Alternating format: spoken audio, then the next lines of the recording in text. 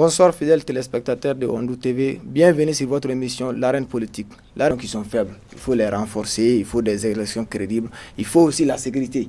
Parlant de la sécurité, on ne peut épargner l'éducation. Je me tourne vers, à ma droite, M. Kouyaté, oui, du PACP. Oui. Ok, selon vous, en tant que jeune politique. En tout cas, d'abord, je remercie encore les Maliens d'avoir accepté cette transition. Ok. Voilà, parce que il n'était pas facile d'accepter au début ce nouveau coup de force qui a mené son Excellence au colonel Assimi Goïta à la présidence en tant que président de la République du Mali, chef de l'État, le président de la transition, chef de l'État, avec le nouveau gouvernement dont le Premier ministre est Choguel. Ce n'était pas facile. Mais les Maliens ont donc vous en êtes fier? Ah oui. Ok. En tant que membre du M5 RFP. Voilà. Donc, et les Maliens ont compris qu'il faut mettre le Mali au-dessus de tout. Je pense que c'est la raison pour laquelle on a été en quelque sorte unanime à ce que ce gouvernement reste, à ce que les choses se passent comme ça. D'accord. Moi, je pense que pour les enjeux sont énormes. Mais il faut reconnaître qu'avec le temps imparti à la transition, il n'est pas facile de faire face à tous les enjeux. Mais qu'à cela ne tienne, on peut quand même s'atteler à parler sur la question fondamentale, qui est l'organisation d'une élection transparente, crédible, apaisée et acceptée par tous les Maliens. Parce que c'est de cela où ça peut faire mal. D'accord. Parce que, vous savez, les élections sont des moments où le peuple pense au changement. Les élections sont des moments où le peuple pense que c'est le moment de changer la donne. Maintenant, si ce moment arrive et que les attentes ne sont pas à la hauteur, ça peut vraiment faire désespérer. Donc, c'est la raison pour laquelle, pour moi, la question fondamentale, c'est organiser une élection apaisée, transparente, crédible, acceptée par tous les Maliens. À cela s'ajoute aussi la sécurité. Vous savez, la question de la sécurité pose problème aujourd'hui. Parce que même à Bamako, on n'est pas en sécurité en quelque sorte. Parce que du moment où on peut avoir des assassinats à Bamako, des otages à Bamako, notamment le cas de l'hôtel à Radisson, je pense que ça nous questionne. Et du coup, on va mettre aussi cette question de sécurité en priorité. À cela aussi, il faut penser à ce qu'on appelle le rassemblement. Il faut rassembler les Maliens. Je suis très heureux de voir hier nuit à la télévision, lors du journal, le ministre Dr Mahamadou Koné réunir les chefs coutumiers. C'est un signal fort. Parce que vous savez, on est le Mali, l'une des valeurs, c'est cette concertation. Et le contexte actuel, c'est très difficile à rassembler le cœur des Maliens autour d'un idéal. C'est très difficile. Nous allons nous rebondir là-dessus.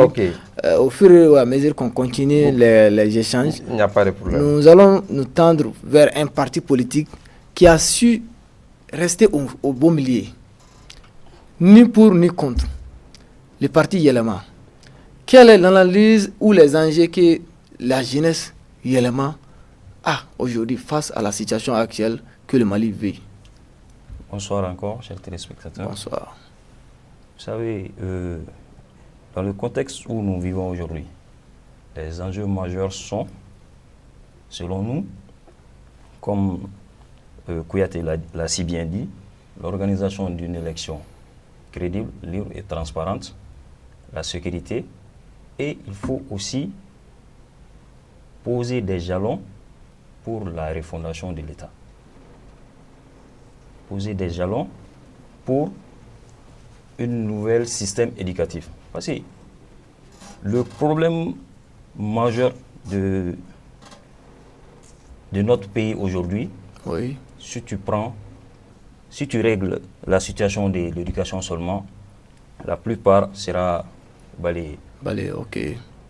Donc, ce que nous, jeunesse élément, on entend de cette transition, c'est l'organisation d'une élection libre, crédible et transparente, et dans les brefs délais, le délai imparti.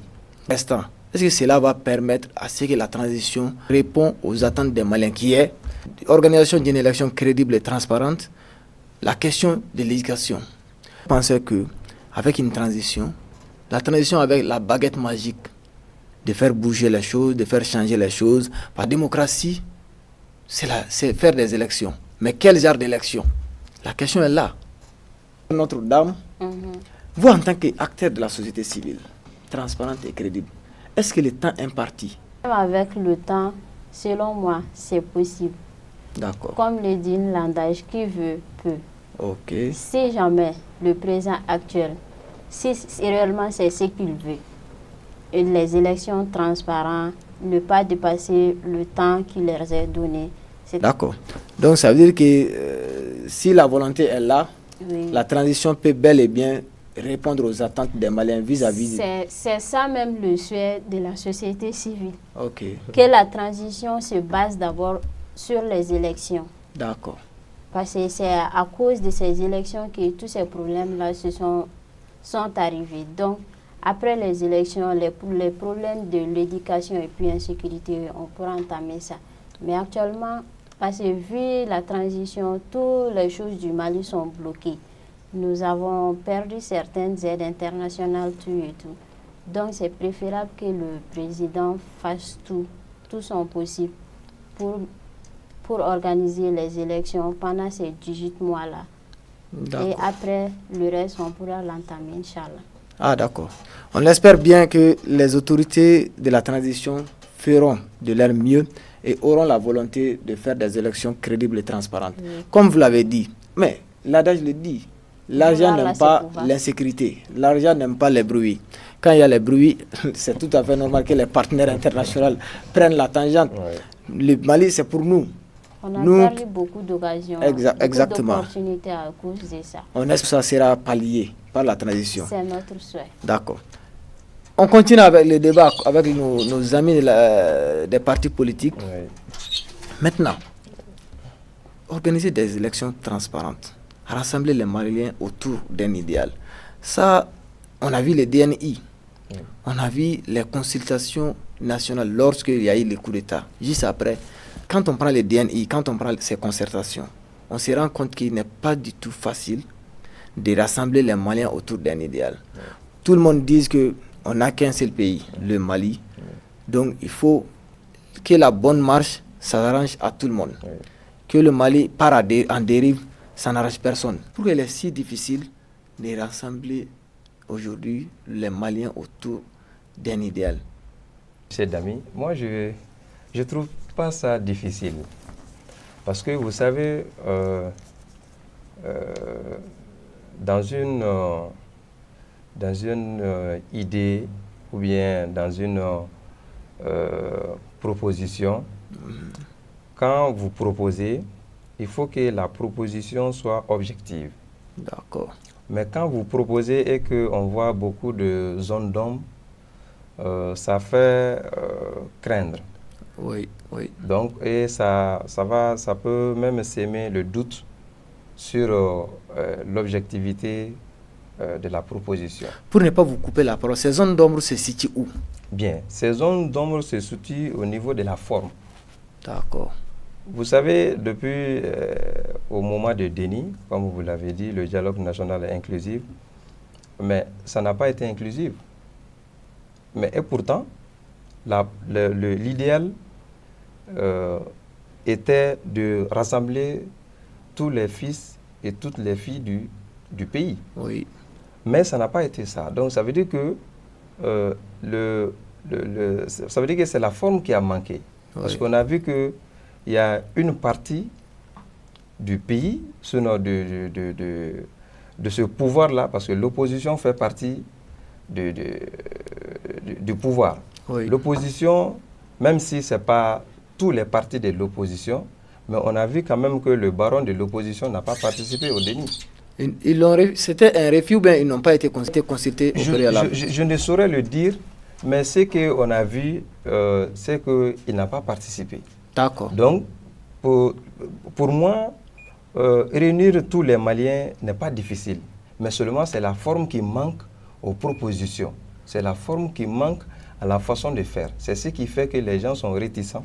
Oui. Sinon, pour vous montrer que les Maliens sont d'accord de cette refondation, les Maliens sont d'accord de cette assise pour qu'on se parle en face, c'est de voir comment les gens ont accepté l'arrivée de son Excellence colonel Assimi Goïta à la présidence. Ça n'a pas fait trop de bruit. C'est vrai. C'est vrai, les partis politiques, on a décrié, nous sommes dans notre rôle. Mais, dans l'ensemble, ça n'a pas fait bruit. Mais est-ce que, quand vous dites vous avez décrié, est-ce que ce n'était pas juste comme ça? Sinon, vous pouvez... Donc, les politiques, en termes de démocratie, est-ce que vous n'avez pas failli un peu à ce niveau? Très bonne question. Mais c'est que, contrairement à la perception de la population, on pense que les politiques, c'est-à-dire les hommes politiques, n'ont pas le Mali au-dessus de tout. Oui, oui.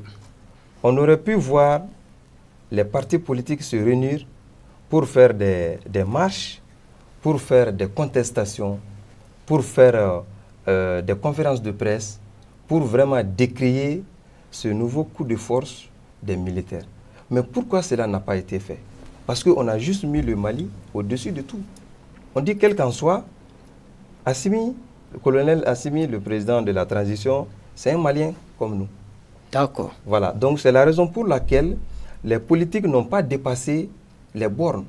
Comme on le dit, entre deux mauvaises choses, il faut prendre le moins pire. Oui, donc je pense que ça a été le cas des partis politiques, d'où leur silence. D'accord, d'accord. Voilà. Nous allons rebondir toujours au niveau de notre ami Yelema. Il n'y a pas, je ne vois pas un parti politique au Mali qui, je ne sais pas comment dire, qui réagit plus vite que le parti Yelema. D'accord. Lorsqu'on a appris juste le deuxième coup de force, comme vous l'avez dit, nous avons été le premier parti politique à faire une déclaration.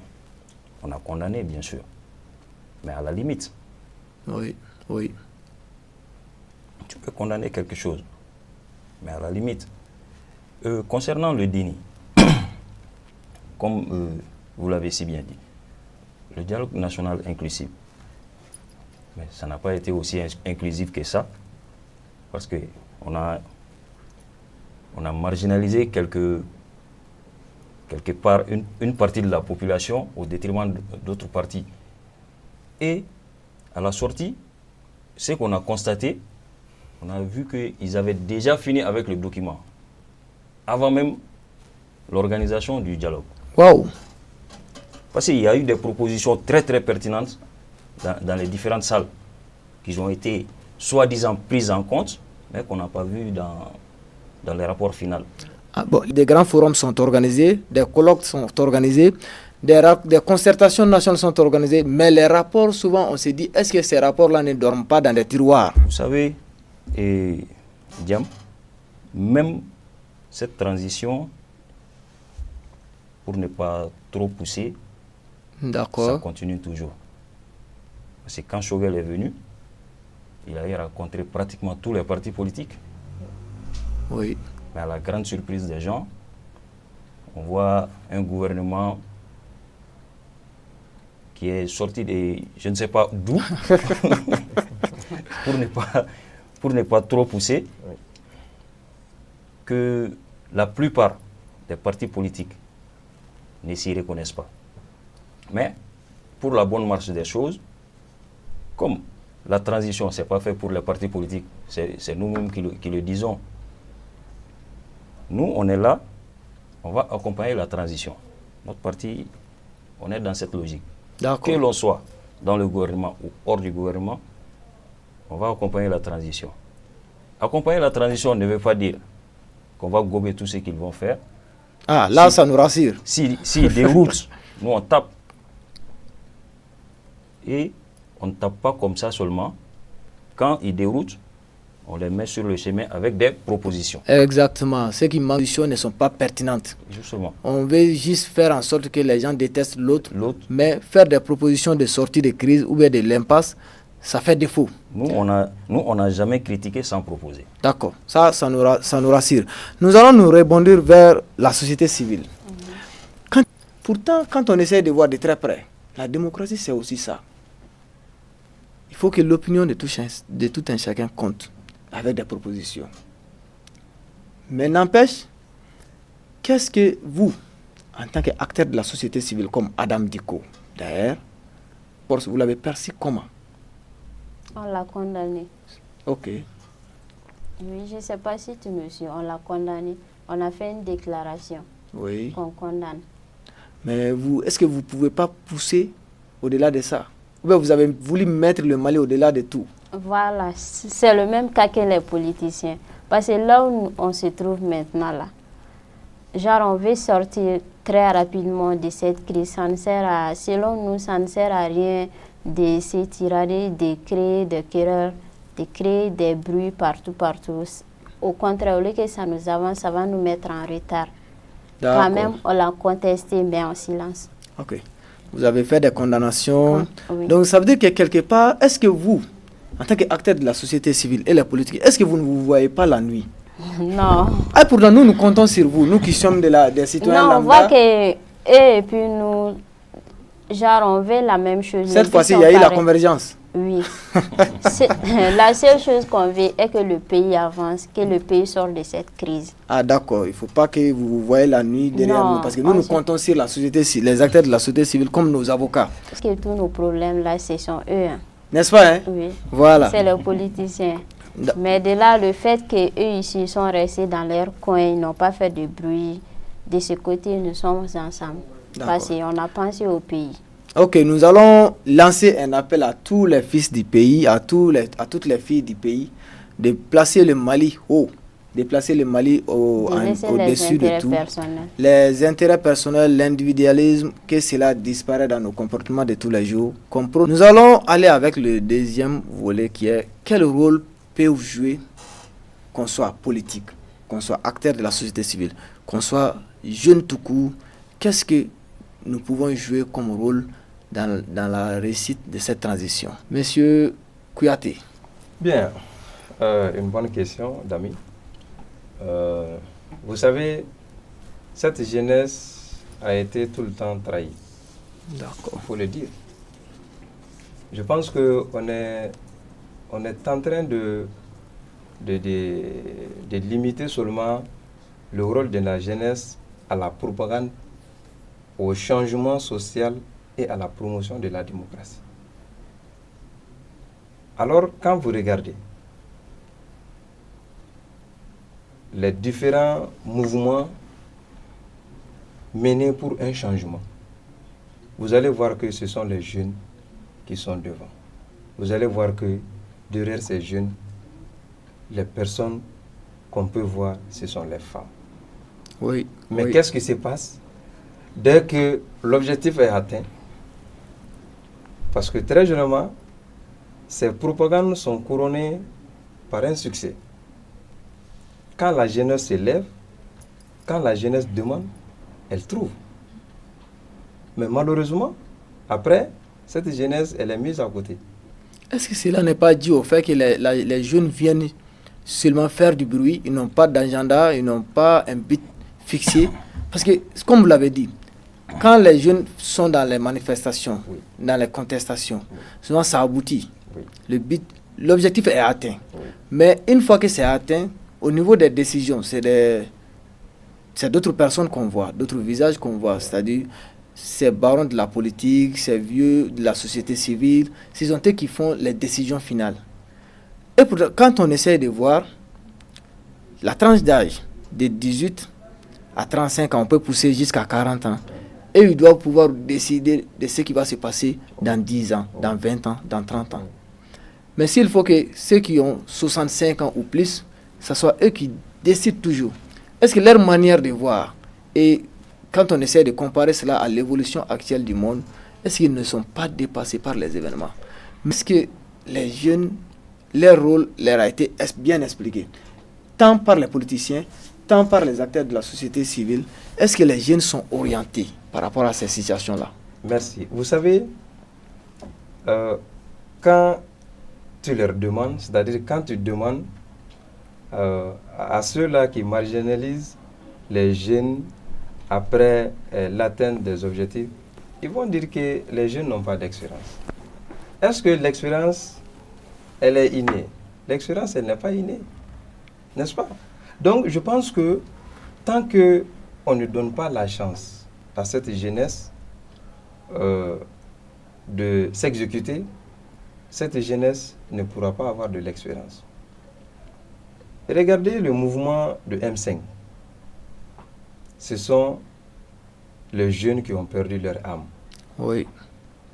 Alors, ces jeunes-là qui ont perdu leur âme, je ne suis pas en train de soulever encore un autre problème, mais c'est un fait qui est là. Est-ce que ces jeunes-là qui ont perdu leur âme, ont un parent ou bien des parents dans ce gouvernement ou bien dans cette assemblée? La question reste posée. Je ne pense pas. Donc, c'est pour vous dire que lorsqu'il s'agit de faire une propagande pour un changement social, pour la promotion de la démocratie, on fait appel à la jeunesse. Mais dès que l'objectif est atteint, on met cette jeunesse-là à côté. Et quand cette jeunesse se bat, on va dire que vous n'avez pas d'expérience. Or, l'expérience, elle est acquise, elle n'est pas innée. Oui, l'expérience s'acquiert. Et là où on est piégé, c'est loin. Parce que d'abord, ils vont d'abord piétiner l'éducation. Vous allez voir que la formation n'est pas adaptée à la demande d'emploi. On va y revenir. Voilà. Qui sont venus continuer un travail qui a été déjà commencé dans les rues. Et quand on parle de ces rues, quand on parle de M5 RFP, c'est la plupart, la grande mobilisation, c'était les jeunes et les femmes. Tout à fait. Donc, après ça, quelle est la politique que vous mettez en place pour que les jeunes puissent vraiment s'imprégner de leur rôle dans cette transition? Vous savez, nous, chez nous, à Yerema, on a 5 principes. Et dans ces 5 principes, il y a le leadership jeune, qui est le premier. Donc, parce que nous, on a constaté, ici au Mali, la jeunesse représente plus de 60% de la population. Et c'est cette même jeunesse qui est marginalisée, utilisée. Bon, cette jeunesse, elle est marginalisée, utilisée, mais c'est parce que cette jeunesse aussi n'est pas consciente. Donc chez nous, on a commencé d'abord par la conscientisation. En les sensibilisant, en les informant. Justement. Ok. Il faut que la jeunesse se conscientise d'abord. D'accord. Qu'on prenne conscience des enjeux. Parce que pour accompagner quelque chose, il faut savoir ce que c'est d'abord. Exactement. Quand tu sais ce que c'est, là où ça va aboutir, tu auras une idée de ça et tu sauras comment accompagner la chose. Comment la jeunesse conçoit ça? Cette stratégie que vous avez mise en place pour les sensibiliser, les informer de leur leadership. On a assez de difficultés à ce niveau parce que la jeunesse malienne, elle n'est pas aussi que ça, elle n'est pas aussi éveillée que ça. D'accord. Je m'excuse du terme. Pourquoi? Parce qu'on nous a habitués à quelque chose. Non, vous pouvez parler. Quand on appelle les jeunes, généralement, c'est pour leur donner quelque chose, pour qu'ils aillent faire des tapages par-ci, par-là. Et pour nous pensons que c'est à notre niveau seulement. On pense que vu qu'on n'est pas de la société civile, on n'est pas des acteurs politiques, quand on les fait appel, c'est pourquoi on nous demande, il faut nous donner quelque chose. Non, Donc c'est à votre niveau aussi. ça, c'est partout. Pourquoi le parti élément traîne jusqu'à ce point aujourd'hui? Parce que nous, on ne banque pas. Nous, on ne donne pas pour avoir des voix, on ne donne pas pour avoir des faveurs. On nous traite de pingres à tout bout de champ. On dit, vous êtes trop pingres, on ne va pas vous suivre. C'est vrai, vous avez des belles idées, des bonnes idées qui peuvent avancer le pays, mais ce n'est pas la parole qui fait avancer le pays. Alors que le changement, là, ça commence par soi-même d'abord. Oui, c'est un comportement qu'on adopte. Et ensuite, tout le monde veut que le pays change, mais personne ne veut changer. Il faut que cette jeunesse malienne change. Il faut que cette jeunesse malienne prenne conscience des enjeux. Il faut que la jeunesse malienne sache que l'avenir de ce pays repose sur elle. Qu'ils ont une grande partition à jouer. Justement, comme vous-même vous l'avez dit, on n'a que ce pays. Hein. Oui, ça c'est clair et net. Quand ça chavire là, on est dedans. Quand on va bien redresser là, ce serait mieux pour nous tous. Voilà. D'accord. Dame Kassongué, les jeunes, face à la transition, qu'est-ce que vous, en tant qu'acteur, vous leur proposez? Vous leur donnez comme information ou bien comme outil afin qu'ils puissent jouer pleinement le rôle que la transition s'attend d'eux? Ok. Nous faisons, comme tu l'as si bien dit, nous faisons des sensibilisations, tout et tout. Parce que la jeunesse a une certaine mentalité, on doit leur faire changer. Actuellement, la jeunesse est trop habituée à la facilité. La jeunesse se laisse faire. On les guide à arrêter tout ça là, à travailler, bien bosser pour avoir vraiment ce qu'ils veulent. Parce que, comme je l'ai dit, les politiciens là, ils profitent de ça. Ils utilisent les jeunes lors des élections, tout et tout, pour pouvoir aller si haut. D'accord. Parce qu'ils voient que les jeunes sont habitués à la facilité, à l'argent. Ils donnent des sous aux gens, ils leur donnent des motos, ils donnent des 1000 francs aux femmes et elles partent voter. Vraiment, la jeunesse, là où nous sommes actuellement, la jeunesse doit arrêter tout ça pour qu'on ait vraiment un président qui mérite d'être président et qui pourra vraiment sortir le pays de ces crises. Un président qui pourra faire avancer les pays. Oui. Il faut que les jeunes jouent pleinement leur rôle. Oui, qu'ils fassent le bon choix. Le bon choix, c'est lorsqu'une élection transparente et crédible est organisée. Même si l'élection est transparente et crédible, si les jeunes sont habitués à l'argent, ça va tout gâter, quoi. Dans ce cas, multipliez vos efforts. Informez-les. Donc, continuez à bosser là-dessus. Continuez avec la sensibilisation. Voilà. Donc, il faut multiplier ça. Ne vous fatigue pas. Hein. Peut-être nous allons comprendre d'ici la fin de la transition et nous allons voter pour un président qui est là pour l'intérêt de la nation. Quelles peuvent être nos attentes, nos perspectives vis-à-vis de cette transition? Parce qu'on parle de l'organisation des élections crédibles et transparentes. Bien, me permettez de parler un peu sur cette jeunesse encore. D'accord. En attirant l'attention de son Excellence colonel Assimi Goïta. Le colonel, il est le plus jeune deuxième président du Mali, même si pour lui c'est la transition après Moussa Traoré. Moussa Traoré est venu à l'âge de 32 ans, mais lui il est venu à l'âge de 37 ans. Et nous sommes dans l'ère de la démocratie. Pendant ce temps, cette jeunesse réclame un quota de 30% sur les instances électives et nominatives. Et lui-même, il a dit que s'il échoue, c'est la jeunesse qui a échoué. Donc, je pense qu'il doit profiter de cette expression pour satisfaire cette jeunesse pendant cette transition. Il y a l'avant-projet, la loi sur la loi de 30%, du quota de 30%, que le PIPA est en train de piloter. Et c'est attirer l'attention de son excellent colonel Assimi Goïta, qu'il fasse tout pour quand même cette marque soit collée à lui quand il va quitter le pouvoir. Qu'il dise que c'est grâce à moi que cette jeunesse a eu le quota de 30% dans les postes électifs et nominatifs. Et la jeunesse, qu'elle continue à faire les sensibilisations, qu'elle continue à être optimiste comme rôle pour la réussite de cette transition.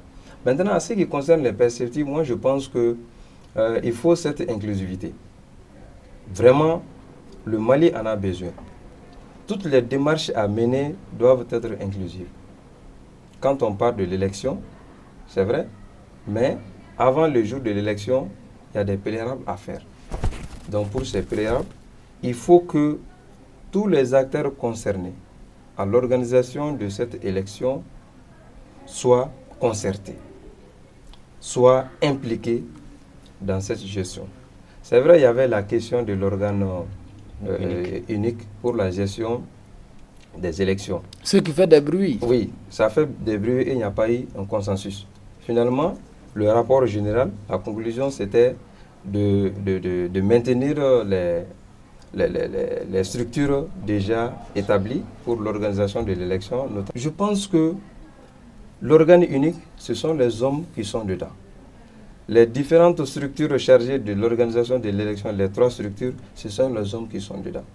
Que ce soit des hommes patriotes, que ce soit des patriotes vraiment qui pensent que le Mali a besoin d'une élection au vrai sens du terme, c'est-à-dire une élection acceptée par tous les Maliens et que tous les Maliens se voient dans ce résultat.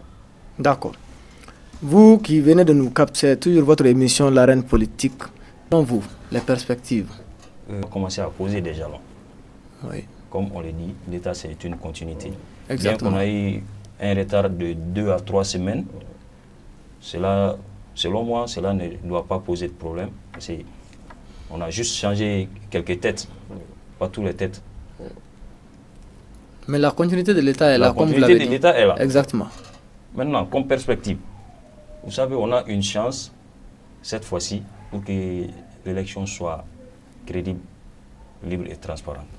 D'accord. Si les militaires n'ont pas d'agenda caché, je dis bien. Espérons qu'il n'y ait pas d'agenda caché. Nous allons rebondir vers Notre-Dame, les perspectives ou les attentes que vous avez en tant qu'acteur de la société civile, parce que nous nous tendons vers la fin de l'émission. Ok, comme je l'avais dit depuis le début, nos attentes est que le gouvernement actuel fasse tout pour pouvoir organiser les élections dans le... Un appel à l'endroit de la population malienne. Comme derrière moi, j'aimerais remercier Ondou TV pour l'invitation. Et comme derrière moi pour la population, j'aimerais dire à la jeunesse, vu que la jeunesse est la majorité de la population du Mali, j'aimerais dire à la jeunesse de ne pas accepter, c'est de mettre le pays en avance. J'aimerais dire aux hommes politiques aussi de ne pas penser à soi, de penser au pays.